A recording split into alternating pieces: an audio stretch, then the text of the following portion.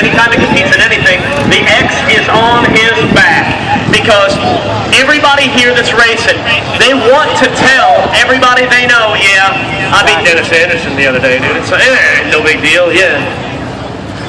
No, and Wes has just informed me this truck has never won in Florida, so there are a handful of guys out there that can say that. But you know, Dennis, still, Dennis is as nice as they come, right? 100% real. Super cool guy, love him to death, but he wants to win just as bad, if not worse, than anybody else. I guarantee it. King Swing, baby!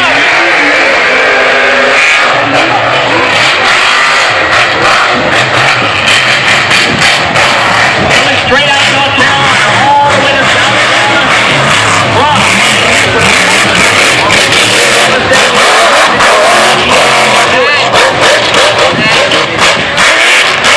Much like some of the other trucks.